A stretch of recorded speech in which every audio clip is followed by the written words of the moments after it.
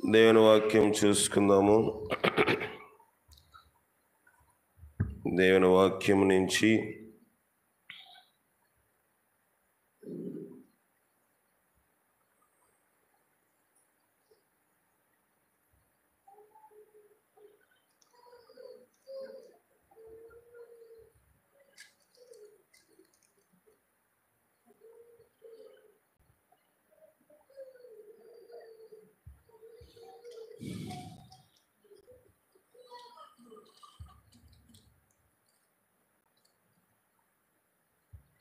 మత్తయి రాసిన సువార్త 5వ అధ్యాయము. మత్తయి రాసిన సువార్త 5వ అధ్యాయము 19వ వచనము. కాబట్టి ఈ ఆజ్ఞలలో మిగిల అల్పమైన యొక్క దానినైనను మీరి మనుష్యులకు అలాగూ చేయ బోధించు వాడెవడో వాడు పరలోక రాజ్యంలో మిగుల అల్పుడనబడును. అయితే వాటిని గైకొని బోధించువాడెవడో వాడు పరలోక రాజ్యములో గొప్పవాడు అనబడును. ఈ భాగములో నుంచి కొంత శ్రేష్టమైన దానిని మనం తెలుసుకుందాం. 18వ వచనం, ఆకాశం భూమి గతించిపోయినను గాని ధర్మశాస్త్రమంతయు నెరవేరు వరకు దాని నుండి ఒక పొల్లైనను ఒక సున్నాయినను తప్పిపోదని నిశ్చయముగా మీతో చెప్పుచున్నాను. సరిపోతుంది. మిగుల అల్పమైన యొక్క దానినైనను మీరి మనుష్యులకు అలాగూ చేయు బోధించేవాడెవడో. ఆజ్ఞలోని ఖండితముగా చేయాలని, ఆజ్ఞ అంటేనే ఖచ్చితంగా చేసి తీరాలి. ఇక్కడ ప్రభు అంటున్నాడు, ఆజ్ఞల్లో మిగిలిన అల్పమైన ఒకదానినైనను మీరి. ఆజ్ఞ అంటే ఖచ్చితంగా చేయవలసిందే. రెండో ఒపీనియన్, రెండో ఆప్షన్ ఇది కాదు, దీన్ని పక్కన పెట్టేస్తామంటే అలాగే ఏమీ కూడా లేదు. కానీ అక్కడ అంటున్నాడు మిగుల అల్పమైనది. ఆజ్ఞ అంటే నెరవేర్చవలసింది, దాని ప్రక్కన పెట్టడానికి లేదు. దేవుడు 10 ఆజ్ఞలు ఇచ్చాడు, కానీ ధర్మశాస్త్రము చాలా ఎక్కువ. ఆజ్ఞ వేరు, ధర్మశాస్త్రం వేరు. ఆజ్ఞలలో ప్రథమమైన ఆజ్ఞ ఏమిటంటే, ఏమన్నాడు? మొదటగా దేవుని యొక్క మాట, నీ దేవుడైన యెహోవాను నేనే, నేను తప్ప వేరొక దేవుడు నీకు ఉండకూడదు. మొదటి ఆజ్ఞ. ఇలాగా ఆజ్ఞలన్నీ ప్రభు కోసము, దేవుని యొక్క మాట నెరవేర్పు విషయమై ఆయన చెప్పాడు. ఆజ్ఞల్లోని 3వ ఆజ్ఞ ఏమిటి చెప్పండి? 2వ ఆజ్ఞ ఏంటి?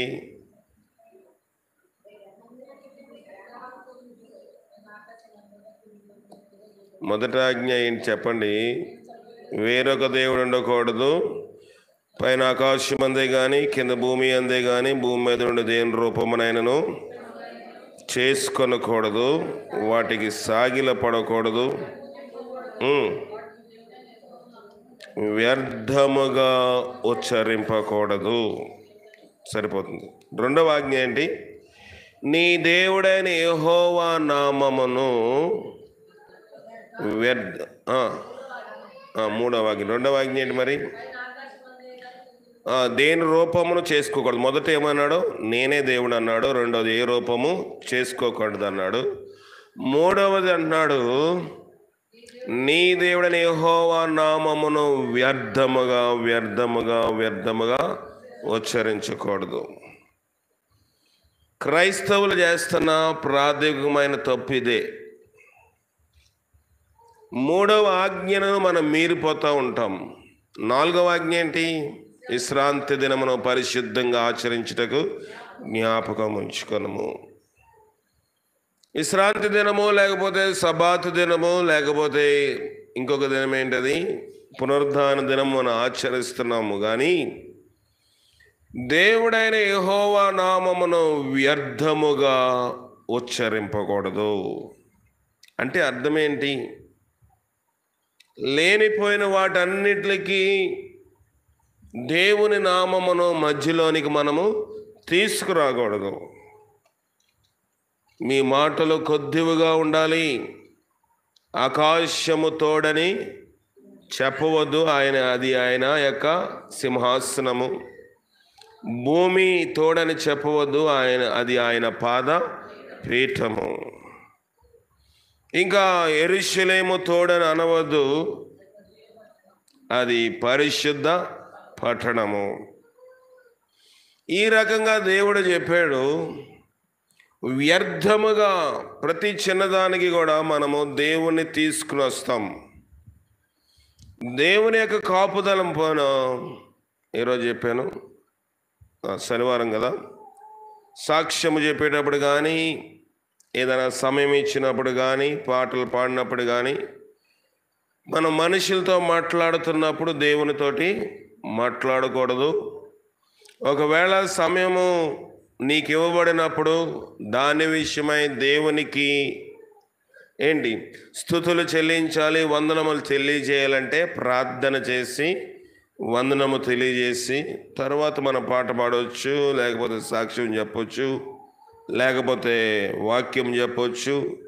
ఇంకా ఏ రీతిగా దేవుని కార్యక్రమం ఏది చేసినప్పటికీ సమస్త మహిమ ఘనత దేవునికి ఆరోపించాలి అని నీకు ఉద్దేశము, సదుద్దేశము, మంచి ఉద్దేశం ఉన్నప్పుడు దాన్ని ప్రార్థనాపూర్వకంగా తెలియచేయాలి. కానీ మనుషులతో నేను మాట్లాడుతూ మొదటగా దేవాది దేవునికి వందనములని చెప్పకూడదు అని పోయిన శనివారము చెప్పడం జరిగింది.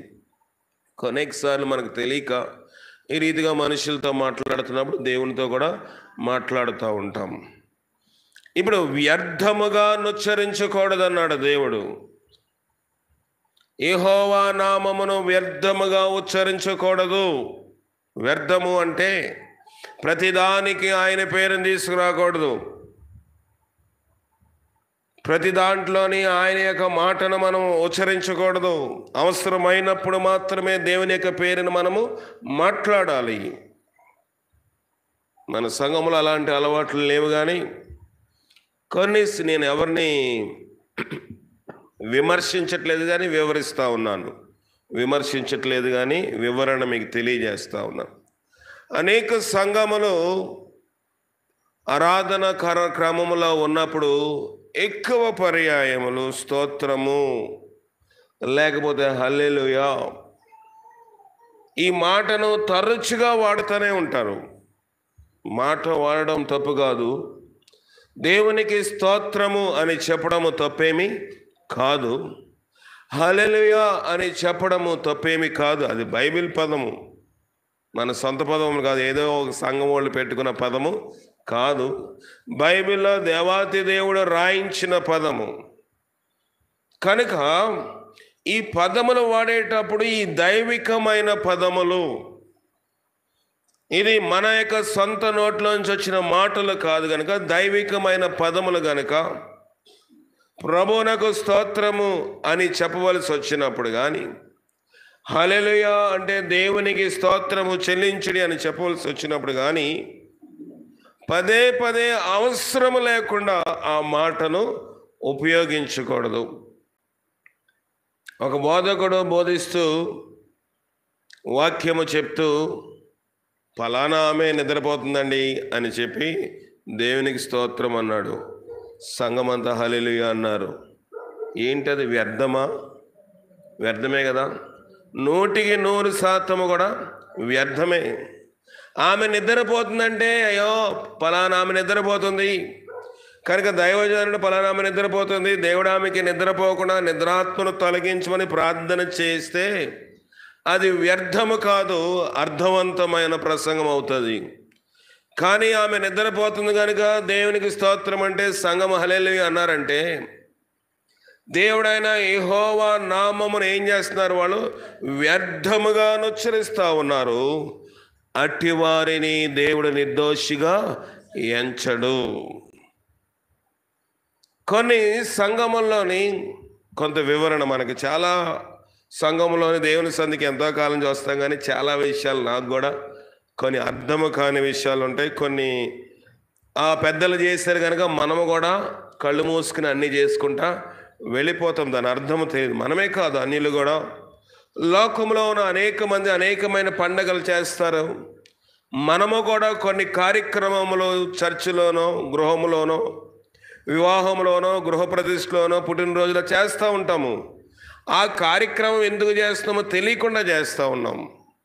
కానీ కొన్నిసార్లు కొన్ని సంఘముల వారు ఏం చేస్తారంటే సంఘములో స్త్రీని మాట్లాడనివ్వరు. మాట్లాడిస్తారా? మాట్లాడితే తప్పు. స్త్రీ సంఘములో మౌనంగా ఉండాలి అని కొరింథీయులకు పౌలు రాసింది వాళ్ళు చూపించి, అయ్యో స్త్రీ సంఘములో మౌనంగా ఉండవలసిందే కానీ అన్న మాట వరకు తీసుకుని కొన్ని సంఘంలో స్త్రీ వచ్చి కూర్చోవాలి కానీ పాట పాడడానికి కానీ, పురుషులు పాడుతున్నప్పుడు వాళ్ళతో ఏకీభవించి పాడడానికి కూడా అవకాశం ఉండదు. ఎన్నో రకాల సంఘాలు నేను చూశాను కాబట్టి అనుభవంతో చెప్తా ఉన్నాను. వాళ్ళు కేవలం అలా కూర్చుని వాక్యం విని వెళ్ళిపోవాలంతే. ఇప్పుడు నేను చదివినప్పుడు మీరులో కొంతమంది స్త్రీలు కూడా బైబిల్ రెఫరెన్స్ నాకు అందిస్తున్నారు. కానీ కొన్ని సంఘాల్లో స్త్రీలు వాక్యం అలా మౌనంగా చదువుకోవాలి కానీ బైబిల్ రెఫరెన్స్ కూడా చదవకూడదు. మేము పాట పాడుతున్నప్పుడు పురుషులు దాన్ని ఏకీభవించి స్త్రీలు పాట పాడకూడదు, మౌనంగా ఉండాలి అంటారు. కానీ దాని యొక్క తాత్పర్యము, దాని అర్థము వాళ్ళకి తెలీదు. భక్తుడు అంటా ఉన్నాడు బైబిల్లోని, ఏ స్త్రీ అయితే తల మీద ముసుగు వేసుకొని చదవండి. 1 కొరింథీయులకు రాసిన పత్రిక 11వ అధ్యాయము 5 చదవండి.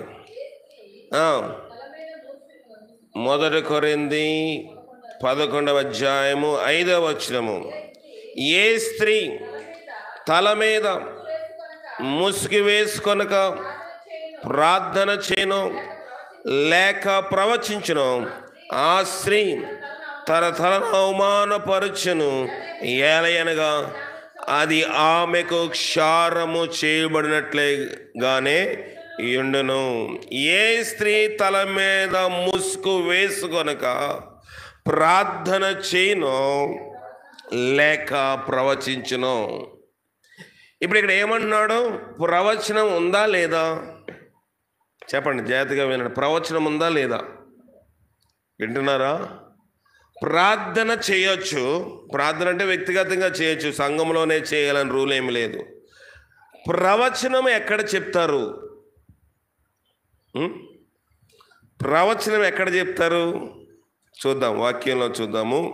ప్రవచనము ఎక్కడ చెప్పబడుతుందో చూద్దాం.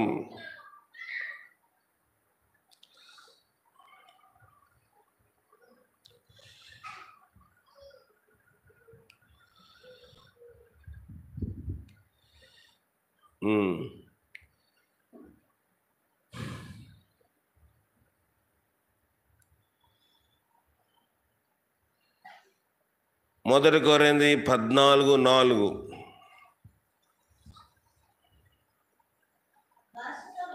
భాషతో మాట్లాడువాడు తనకే క్షమాభివృద్ధి కలుగు చేసుకొనును, కానీ ప్రవచించువాడు సంఘమునకు క్షమాభివృద్ధి కలుగచేయును. కనుక ప్రవచనం ఎక్కడ చెప్పాలి? సంఘములో చెప్పాలి. అవునా కదా? వినబడుతుందా? మీకు అర్థమవుతుందా? మీరు ఊ అంటే నాకు మీకు అర్థమవుతుందని అర్థం. మీకు ఊ అనలేదు అనుకోండి, మీకు అర్థమవుతుందో వ్యర్థమైపోతుందో నాకు తెలీదు కదా. ఇక్కడ ఏమంటున్నాడు? చూడండి, ప్రవచించువాడు సంఘమునకు క్షమాభివృద్ధి కలుగచేయును. కనుక ప్రవచించువాడు ఎక్కడ ప్రవచనం చెప్పాలి? సంఘములో చెప్పాలి. ఇక్కడ ఏమన్నాడు పౌలు? అదే 11వ అధ్యాయంలో, ఏ స్త్రీ అయితే తల మీద ముసుగు వేసుకొనక ప్రార్థన చేస్తుందో, ప్రవచిస్తుందో. కనుక ప్రవచించవచ్చు, ప్రార్థన చేయొచ్చు. ప్రవచనం అనేది సంఘములోనే చెయ్యాలి. స్త్రీ కూడా ప్రవచించవచ్చు, ప్రార్థన చేయొచ్చు అన్నాడు. ఇప్పుడు ప్రవచనం వెళ్ళి అన్ని జనులు చెప్తే వింటారా? వినరు కదా. సువార్త చేస్తే వింటారు. నువ్వు నాశనం అయిపోతావురా అంటే వాళ్ళు వింటారా? వినరు. కనుక ప్రవచనము చెప్పువాడు సంఘమునకు క్షమాభివృద్ధి కలుగజేస్తా ఉన్నాడు. కనుక ప్రవచనము సంఘములోనే చెప్పాలి. అందులో స్త్రీ అని పురుషులని విభేదమేమీ లేదు. ఎన్నో లోతైన తాత్పర్యము, ఎన్నో లోతైన అర్థములు మనకున్నాయి. కానీ మనమేం చేస్తాము? ఏదో పెద్దలు చెప్పారు కనుక చేయకూడదంటే చేయకూడదు. మా సంఘములో ఇలాంటి పద్ధతి లేదండి, మాది ఫలానా సహవాసము, ఫలానా సహవాసము, ఫలానా సహవాసము. లోకంలో అనేక రకమైన డినామినేషన్స్ అంటే ఎన్నో సంఘాలకి పేర్లున్నాయి. ఒక్కొక్కరు ఒక్కొక్క తాత్పర్యం పెట్టుకొని, ఒక్కొక్కరు ఒక అర్థం పెట్టుకొని చీలికలు అయిపోతూ వచ్చారు.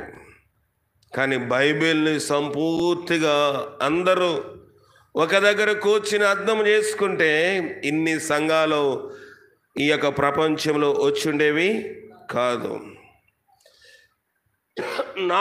నేను పట్టుకున్న కుందేలకి ఏంటంట? మరి ఇంకో కాలు ఏమైంది? నా చేతిలో ఉంది. అంతేనా? 4 కాళ్ళు ఉంటే ఒక కాలు నేను పట్టుకున్నాను, 3 కాళ్ళే లెక్క పెడుతున్నాను. కానీ నా చేతిలో ఉన్న కాళ్ళని నేను లెక్క పెట్టట్లేదు. కనుక నేను పట్టుకున్న కుందేలకి 3 కాళ్ళు. బైబిల్ అర్థమవుక దీన్ని వ్యర్థము చేసుకున్నాము. కనుక వాక్యం ఏం చెప్తుందంటే, నీ దేవుడని యెహోవా నామమును వ్యర్థముగా ఉచ్చరించకూడదు. కొంతమంది చెప్తారు, కొన్ని సంఘములో వాళ్ళు ఆభరణములు వేసుకోవడం కూడా తప్పు అని చెప్తారు. కానీ బట్టలు కొనుక్కున్నప్పుడు మాత్రము ₹1,00,000 పైన చీరలు కట్టుకునే సంఘ కాపర్లు, పాస్టర్ గారులు కూడా ఉన్నారు. దేవుడేమన్నాడు చెప్పండి? తగుమాత్ర వస్త్రం, మిగిలిన వెలగల వస్త్రములు వేసుకోకూడదు. ఆభరణము తీసేసిన వాడు ఎవరైనా, అది స్త్రీ కానివ్వండి, పురుషులు కానివ్వండి, ఆభరణములు తీసేసిన ఎవరైనా ₹100 చీర కన్నా ఎక్కువ కట్టుకుంటే తప్పు. అంతేనా? మరి మిగిలిన వేలంటే ₹100 కూడా చీర ఉంది కదా. అవునా కాదు చెప్పండి? కనుక ఆభరణములు తప్పని చెప్పేవాడు బుద్ధిహీనుడు. ఆభరణములు తప్పని చెప్పేవాడు బుద్ధిహీనుడు. ఒకవేళ నీకు దాని మీద మక్కువ లేదు, ఆశ లేదు, తీసేసావు, అది నీ వరకే. బైబిల్ రిఫరెన్స్ చూపించి ఆభరణములు తప్పని చెప్తే అక్కడే అన్నాడు భక్తుడు, మిగిలిన వెలగల వస్త్రములు నువ్వు ధరించకూడదని. వాటిని ధరిస్తాము, ₹100 కన్నా ఎక్కువ చీర కడతాము, ఇంకా రకరకమైన అన్నిటిని వాడుతూ ఉంటాము, ఇంకా రకరకమైన అన్ని పద్ధతులు చేస్తాము. ఆభరణములు వచ్చేటప్పటికి కొంతమంది అన్నీ తీసేస్తారు. నీకు ఇష్టం లేదు, నీకు వాటి మీద మక్కువ లేదు, నీకు వాటి మీద ప్రేరణ లేదు, నీకు వాటి మీద ఆశలు తీసేసావు. కానీ ఇది బైబిల్ అండి అని చెప్పినప్పుడు నువ్వు ₹100 కన్నా ఎక్కువ చీర కట్టుకుంటే తప్పు అవుతుంది. లేకపోతే షర్ట్ కూడా ₹100 ఉంది, ప్యాంట్ కూడా ₹100 ఉంది. ఉందా లేదా? అన్ని రకములు, అన్ని కాస్ట్లీ ఉన్నాయి. కనుక ఆభరణములు తప్పని చెప్పే ఏ ప్రసంగికుడైనా, ఏ విశ్వాసి అయినా, అది మగవాళ్ళు కానివ్వండి, స్త్రీలు కానివ్వండి, పురుషులు కానివ్వండి, దేవుని నామమును వ్యర్థముగా మాట్లాడకూడదు. మనము బైబిల్ ఏం చెప్తుందో దాని ప్రకారం అనుసరించాలి. వస్త్రముల అలంకారం ఉంటుంది, కొంతమంది వస్త్రములు ఉంటాయి, ఇప్పుడు అన్ని రకరకాల వస్త్రాలు వచ్చేస్తున్నాయి, చీర నిండుగా అద్దాలు ఉంటాయి. అది అలంకారమా కాదు చెప్పండి? చెప్పండి. అద్దాల చీరలు రావట్లేదా? అద్దాల జాకెట్లు బ్లౌజులు రావట్లేదా? అవి అలంకారం కాదు. మెళ్ళ గొలుసేసుకుంటే అలంకారం, చౌలి పెట్టుకుంటే అలంకారం, ఉంగరం పెట్టుకుంటే అలంకారం అని చెప్తారు. కనుక ఇవన్నీ వ్యర్థముగా మనము దేవుని మాటను, దేవుని యొక్క నామమును ఉచ్చరిస్తూ ఉన్నాము. ఏదంటే బైబిల్ చెప్తాం, బైబిల్ యొక్క అర్థము నీకు తెలిస్తే కదా.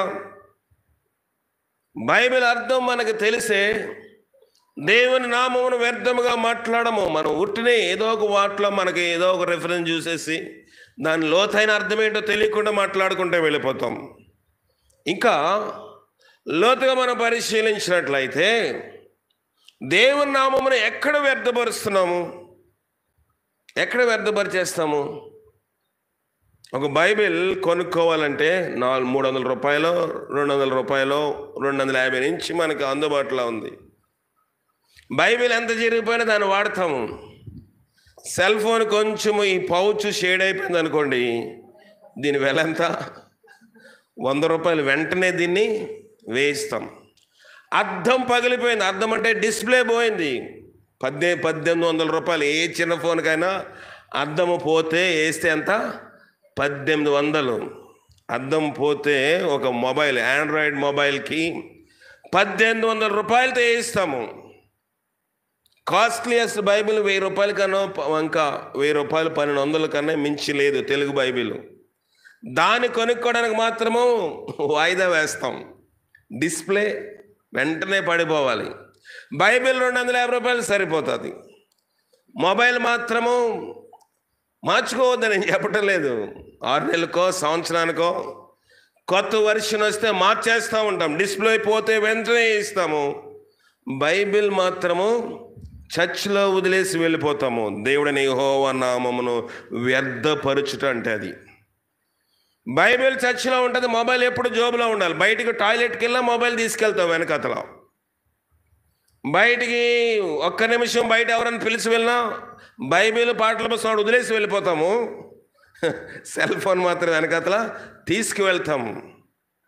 కొన్ని బైబిల్ చర్చిలో చూస్తూ ఉంటాను, కిటికీల మీద ఉంటాయి. బుధవారం శనివారం వచ్చినప్పుడు దులిపి కొంతమంది వచ్చి వాటిని పట్టుకొని కూర్చుంటారు. మొబైల్ కూడా అలా వదిలేసి వెళ్ళిపో. అప్పుడు దేవుడు సంతోషిస్తాడు, ఇతని మీద మొబైల్కి, ఇతనికి ఈమెకు మక్కువ లేదు అని. కనుక దేవుడని యెహోవా నామమును వ్యర్థముగా ఉచ్చరించకూడదంటే అది. దేవుని నామమునికి ఇవ్వాల్సిన స్థానము దేవునికి లేదు. కొన్ని ఇంట్లో ఒక బైబిల్ 2-3 వాడుకుంటారు కదా. ఒకళ్ళ ఇంగిలో ఒకళ్ళు తినరు కానీ ఇంట్లో కదా. నేను ఎవరు విమర్శించలేదు, వివరిస్తూ ఉన్నాను. మీరు దేన్ని వేరే విధంగా అర్థం చేసుకోకూడదు. చాలా రకములైన గృహములో చాలా రకమైన ఇళ్ళు చూసిన తర్వాత లోకములో లోకమైక వస్తువు సంపద మీదకి, వాటి మీద వీటి మీద ఉన్న శ్రద్ధ దేవుని వాక్యం మీద క్రైస్తవులైన మనకి లేదు. అందువల్లనే ఎన్నో కష్టాలు పడుతూ ఉన్నాము. మిక్కిలి అల్పమైన ఒక ఆజ్ఞను మీరినా సరే పరలోక రాజ్యంలో నిలిచే శక్తి మనకి ఉండదు అంట. ఎందుకు ఇంత వివరంగా చెప్తున్నానంటే, మనము ఎందుకు కష్టాలు వస్తున్నాయి, ఎందుకు శ్రమలు వస్తున్నాయి, ఎందుకు ఇబ్బందులు వస్తున్నాయి, ఎందుకు ఈ రీతిగా అయిపోతూ ఉన్నాము? దేవుని నామమును వ్యర్థముగా ఉచ్చరించకూడదు. ఇంకేం చేస్తాం చెప్పండి? ఇంకేం చేస్తాము? దేవుని నామమును వ్యర్థంగా.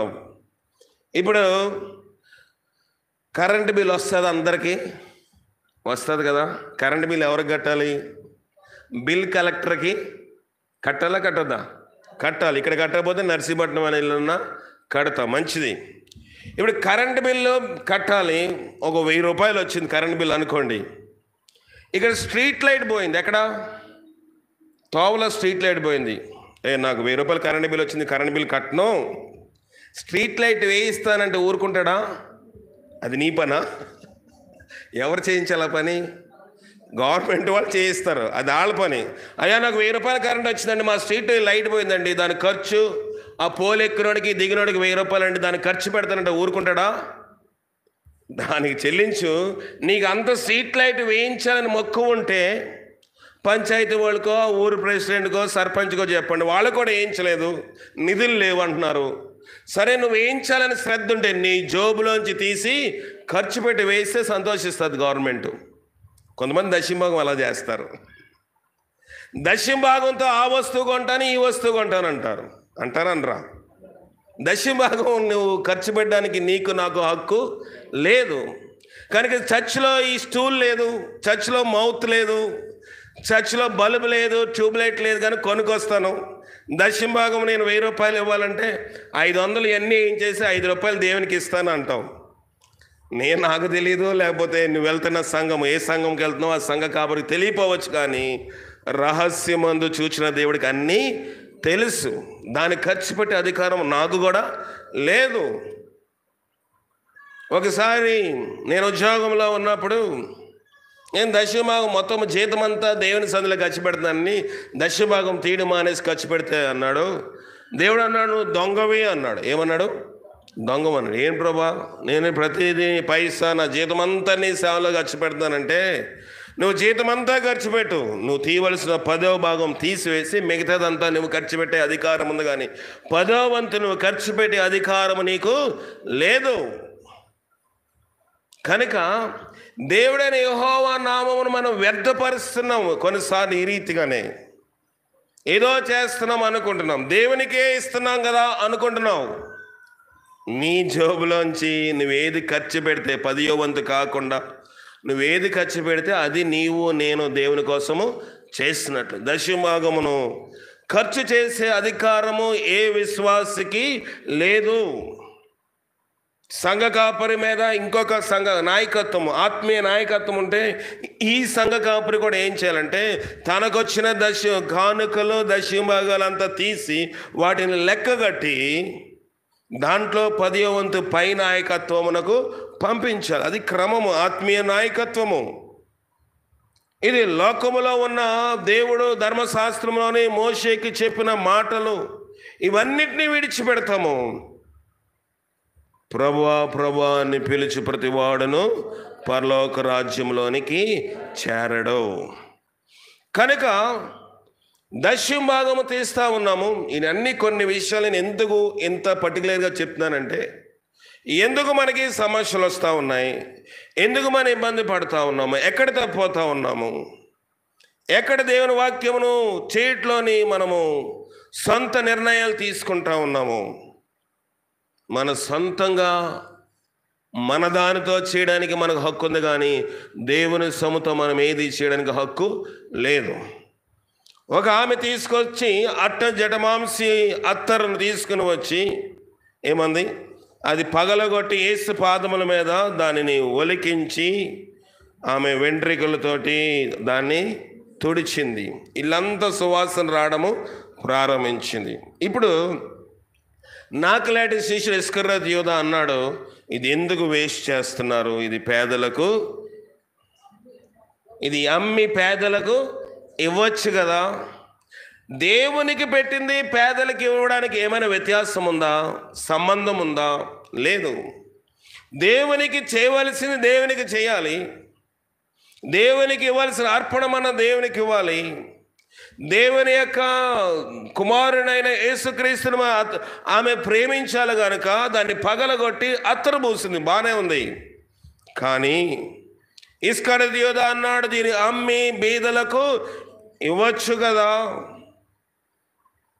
కనుక దేవునికి ఇవ్వాలి, బీదలకు ఇచ్చేది బీదలకు ఇవ్వాలి. దేవునికి ఇచ్చేదానికి దశభాగం తీసుకుని వెళ్ళి నీవు ఒక 10,000 రూపాయలు నీకు ఈ సంవత్సరము పొలంలోనో లేకపోతే వ్యవసాయంలో ఆదాయం వచ్చింది అనుకోండి 10,000 రూపాయలు. ఈ 10,000 రూపాయలు సగం దేవునికి ఇచ్చి సగం బీదల కోసం నేను చీరలు కొని పంచి పెడతానంటే దేవుడు హర్షిస్తాడా? అది తప్పు.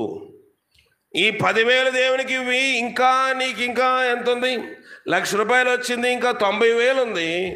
ఈ 90,000 నువ్వేదైనా ఖర్చు పెట్టి బీదలకు ఇస్తే ప్రభునామంలోని దేవుడు దాన్ని హర్షిస్తాడు. కానీ అనేక మంది ఈ విషయంలో తప్పుతూ ఉంటారు. ప్రార్థన చేయమన్నప్పుడు ప్రార్థన చేస్తే దేవుని కార్యములు చూడకపోవడానికి ఇదొక కారణము. కొన్నిసార్లు అందరి విషయంలో నేను అలాగ చెప్పను, కానీ ఇలాగ జరిగే అవకాశం ఉంది. అనేక సార్లు మనము హాస్పిటల్కు లోనవుతూ ఉంటాం. ఎందువల్లంటే దేవునికి ఇవ్వాల్సిన ఇవ్వకపోతే దేవుడు అన్నాడు, పనివారు కష్టము చేసి జీతము సంపాదించినను జీతము చినిగిపోయిన సంచిలో వేసినట్లుగా అయిపోతుంది. హాస్పిటల్ బిల్లు ఒక్కొక్కసారి చాలా ఎక్కువగా ఉంటుంది. ఎందువల్ల? దేవునికి ఇవ్వాల్సిన ఇవ్వలేదు. ప్రభా ప్రభా అని ప్రార్థన చేస్తున్నాము, ప్రభా ప్రభా అని మొర్ర పెడుతున్నాము. ఆ మొర్రకి దేవుని యొక్క ఆలకింపు రాలేదు. ఎక్కడుంది? యోవేలు రాసిన గ్రంథంలో, క్షమించండి, యోవేలున 1వ అధ్యాయం.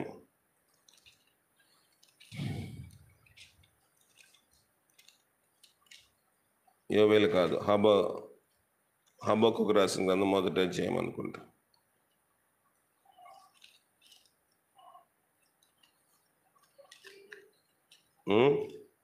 రెండవ వచనం చదవండి. కాదు, నేను చెప్తాను. హగ్గీ, క్షమించండి, హగ్గీ 1వ అధ్యాయము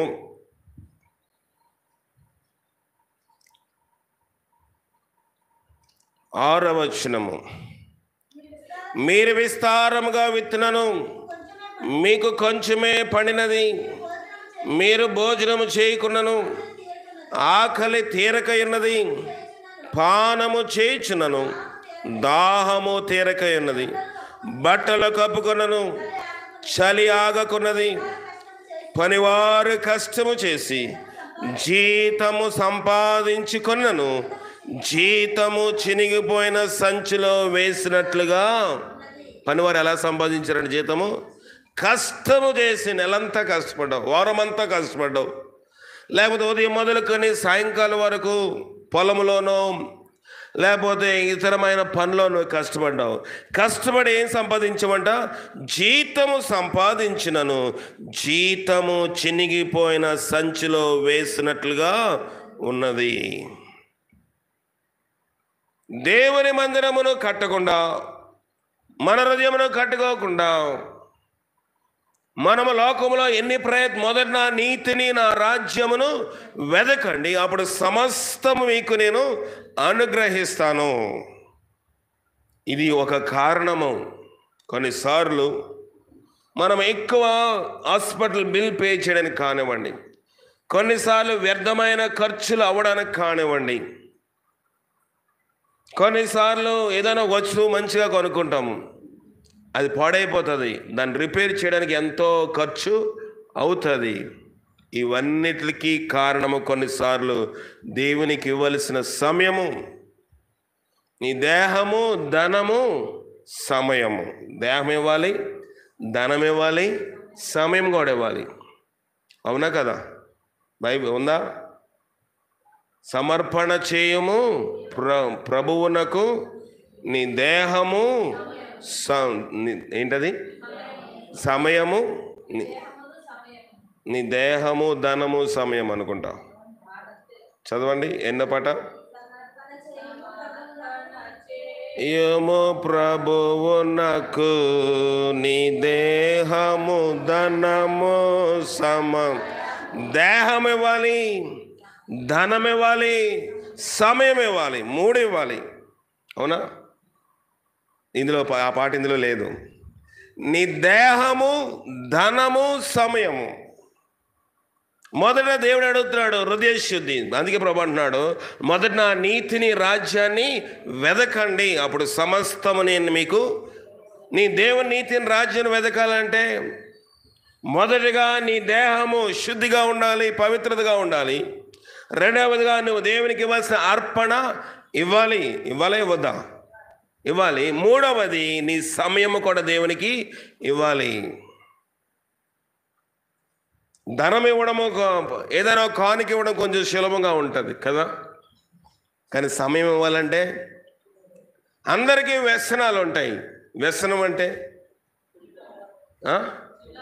చెడు అలవాటులు. వ్యసనాలు అంటే చెప్పండి, ఒక వ్యసనం త్రాగుడు, జోదము, సిగరెట్లు, సినిమాలు, ఇంకా వ్యభిచారం, ఇవన్నీ వ్యసనములు. అంటే అది చెయ్యకుండా ఉండలేరు. ఇప్పుడు తాగేవాళ్ళు ఉన్నారు అనుకోండి, వాళ్ళ దినము ఎలాగైనా సాయంకాలానికి తాగొద్దా? ఇప్పుడు సిగరెట్ కాల్చేవారు మన అంతమంది ఉన్నాం. ఇప్పుడు పాస్టర్ గారు ఉన్నా, ఎక్కడో అక్కడ దూరంగా వెళ్ళి ఇప్పుడు పాస్కి వెళ్ళి వస్తానని చెప్పి అక్కడ ఒక సిగరెట్ దమ్ము లాగేసి తర్వాత నోళ్ళు బాగా నోటితో నీళ్లు పుక్కలించుకొని ఏదో ఒక ఆకు నవ్వులేసి వచ్చేస్తారు. నేను చాలామంది చూశాను. ఇదేంట్రా నిమ్మకాయలు వస్తున్నట్టుంది అనుకున్నాను. ఒకసారి ఆయన దగ్గర ఆయన అక్కడికి వెళ్ళి నిమ్మకాయలు కోసుకుని దాన్ని నవ్వులేసి వచ్చి నిలబడ్డాడు. ఏమో నోరు వాసన వస్తుంది మనం చూస్తే. తర్వాత లింగి జోబులోంచి కనబడుతుంది, కింద ప్యాంట్ ఉంది ఆయనకి, లింగి లోపల పొడుగు హాఫ్ హ్యాండ్స్ ప్యాంట్లోనే సిగరెట్ పెట్టి కనబడతా ఉంది కదా. ఇది ఒక వ్యసనము. అలాగే అందరికీ ఇప్పుడు ఒక వ్యసనం వచ్చింది, సెల్ ఫోన్. ప్రార్థన అయిపోగానే ఎప్పుడు ప్రార్థన అయిపోతే ఏమి వాట్సాప్ వచ్చిందో చూడకుండా ఉండగలరా? అరే యూట్యూబ్ ఏమొచ్చింది, ఏమీ ఉండదు, అక్కడ ఉంటారా? కానీ చూడాలి. వ్యసనం కాదా? సెల్ ఫోన్ చూడకుండా ఉండగలమా? అయ్యో ఒక 5 ప్రార్థన అయిపోయిన వెంటనే ఏమి వచ్చేస్తుంది ఇంపార్టెంట్, మనం మినిస్టర్లమా? చెప్పండి. ఏదైనా బాగా బిజినెస్ వాళ్ళు, వ్యాపారస్తులు ఏదో ఒకటి వస్తుంది, ఏదో ఆర్డర్ పెడతారంటే వాళ్ళు చూస్తారు. మనకేముండదు. కానీ సెల్ ఫోన్ చూడకుండా ఉండలేము, వాట్సాప్ చూడకుండా ఉండలేము, ఇన్స్టాగ్రామ్ చూడకుండా ఉండలేము, ట్విట్టర్ చేయకుండా ఉండలేము. భౌతిక సంబంధంగా నేను ఆత్మ సంబంధంగా అనేక వాక్యాలు వస్తున్నాయి, యూట్యూబ్లోని, ఇన్స్టాగ్రామ్లో, ఫేస్బుక్లో వస్తున్నాయి. వాటిని చూస్తే నేను తప్పటను. కానీ వ్యర్థమైన వాటిని అన్నింటినీ తిరిగేస్తాం. ఇలా తిరిగేస్తూ ఉంటే అందులో అన్నీ వచ్చేస్తాయి. సినిమా వచ్చేస్తుంది, వాక్యం వచ్చేస్తుంది, అన్నీ వచ్చేస్తాయి, అన్నీ చూసేస్తాము కదా. అది వ్యసనము. దేవుని నామమును వ్యర్థముగా ఉచ్చరించడం అంటే ఇదొకటి. ప్రభువా నీ నామములో వచ్చాడు, 2 వచ్చారు ప్రార్థన చేయడానికి. ఎవరి దగ్గరికి? దేవాలయంలోకి వచ్చి నిలబడ్డారు. మొదటి వాడు ఎవరు? ఫరిసేయుడు. నిలబడి, ప్రభువా నేను ఎలాగలేను, ఈ సుంకర వరలే లేను, నేను నా యొక్క రాబడి అంతట్లో కానుకలు, దశమాగాలు అన్నీ కూడా ఇస్తున్నాను. వారమునకు 2 సార్లు ఉపవాసం ఉండి ప్రభు సన్నిధిలో ఎప్పుడు కూడా మన గొప్ప గురించి మనం చెప్పుకోకూడదు. ప్రభా నేను నీకోసం అది చేశాను, ఇది చేశాను ప్రభా, నేను నెల్లూరు వెళ్ళొచ్చు ప్రభా, నేను వారం నెల్లూరు వెళ్ళి వస్తున్నాను ప్రభా అని ప్రభు దగ్గర ప్రార్థన చేస్తే నీ ప్రార్థన అంతా వ్యర్థమరా అంటాడు దేవుడు. నీ గురించి, నా గురించి మనం గొప్పలు చెప్పుకోకూడదు. దేవుడికి అన్నీ తెలుసా తెలీదా? కొర్నేలు యొక్క ధర్మ కార్యముల గురించి, అతని యొక్క మంచి కార్యముల గురించి యెహోవా సన్నిధిని జ్ఞాపకముగా వచ్చాయంట. ప్రతిరోజు కొర్నేలు వెళ్ళి ప్రభా నేను ధర్మకార్యం చేశాను ప్రభా అని ప్రభు దగ్గరికి వెళ్ళి చెప్పలేదు. మన గొప్పల కోసం ఎన్నడూ మనము చెప్పుకోకూడదు. కొన్నిసార్లు మనకి చెప్పేస్తాం, నేను అది చేశాను, ఇది చేశానని. దానివల్ల మన భక్తి అనేకసార్లు తక్కువైపోతుంది. వ్యర్థంగా దేవుని సన్నిధిలో మనం మాట్లాడకూడదు.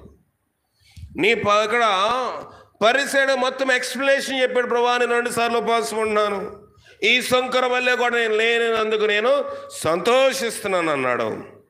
రెండోవాడు శంకర దూరముగా నిలబడి ఏం చేశాడు? ఉపవాసం ఉన్నాడా? వారంకి 2 సార్లు కానుకలు ఇస్తున్నాడా? అన్నిటి విషయమై దూరముగా నిలబడి ఆకాశం వైపు కనులెత్తుటగా నేను ధైర్యము చాలక రొమ్ము కట్టుకొని పాపినని నన్ను. ఎవరు భక్తి ఎక్కువ అన్నాడు దేవుడు? పరిసేయుడి కన్నా శంకరు భక్తే. అనేక సార్లు మనకన్నా వెనకాతలు వచ్చిన వారు, మనకన్నా నిన్న మన భక్తి చేసుకున్న వారు ఆశీర్వదించబడుతున్నారంటే వారి హృదయంలోని వారి పాపం నిమిత్తమై వారి పశ్చాత్తాప పడుతున్నారు. మనము నువ్వెవరయ్యా నాకు చెప్పడానికి వచ్చేస్తుంది కదా భక్తి అహంకారము. నేను కూడా అలాగే ఉన్నాను. బైబిల్ కాలేజీలో ఉన్నప్పుడు ఎవరు నాతో మాట్లాడడానికి ఉండేది కాదు. నాకెవరు మీరు చెప్పడానికి? నేను ఒక పెద్ద దైవజాని కొడుకుని, మీరు చెప్తారు, మీరే నిన్న మొన్న వచ్చారు, మీరు విశ్వాసం, మీకు ఏం తెలుసయ్యా? అహంకారము, భక్తి అహంకారం ఉండకూడదు. భక్తి అహంకారం ఉంటే తను తగ్గించుకొని వాడు ఏమవుతాడు? హెచ్చించబడతాడు. హెచ్చించుకొని వాడు తగ్గించబడతాడు. అనేకమైన ప్రామాణికముగా అనేక ఉన్నతమైన స్థితిలోంచి పోగొట్టుకోవడానికి నేను కావచ్చు, మనం కావచ్చు. కారణం ఏంటంటే మనం అందరిలో హెచ్చించేసుకుంటాము.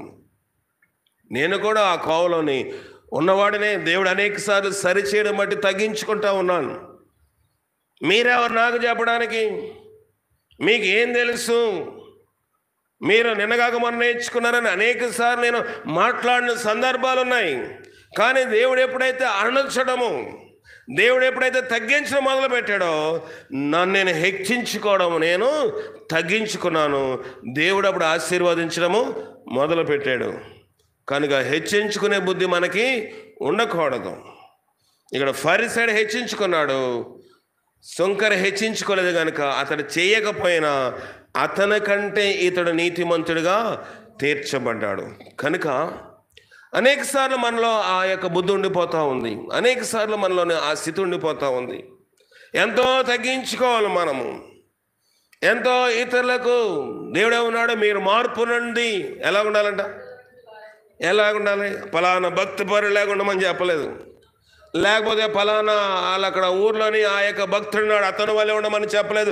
మీరు మార్పు నుండి బిడ్డల వంటి వారు అయితేనే కానీ పరలోక రాజ్యమును స్వతంత్రించుకొనరు. బిడ్డలకుండే మనస్తత్వం. ఇప్పుడు ఒక దెబ్బ కొట్టండి, మళ్ళీ ఒక అరగంట తర్వాత వచ్చి మామూలుగా దెబ్బలన్నీ మర్చిపోయి మాట్లాడతారా? మనతోటి మాట్లాడతారు. ఎరా అప్పుడే దులిపేసావు అంటాం. ఆడికి ఆ దులిపేసుకునే స్వభావం ఉంది కనుక నీతో వచ్చి మాట్లాడగలిగాడు. కానీ వాడు ఎన్ని దెబ్బలు కొట్టినా నీతో వచ్చి మాట్లాడితే బిడ్డను మనం లోకుగా చూస్తామో చూడమా? వీడు ఇప్పుడే కొట్టాం, ఇప్పుడే సిగ్గు లేకుండా వచ్చి ₹10 అడుగుతున్నాడు అంటామనమా? అరే ఇప్పుడే కాదు నేను కొట్టాను, అయినా రూపాయి అడుగుతున్నామంటే ఆ కొట్టిన దెబ్బలు, మనం పెట్టిన చీవాట్లు ఆ బిడ్డ మరిచిపోయాడు. ప్రభు ఆ యొక్క పోలికను ఆత్మీయతో పోల్చాడు. మీరు మార్పు నొంది బిడ్డల వంటి వారు అయితేనే కానీ పరలోక రాజ్యంలో ప్రవేశించరు.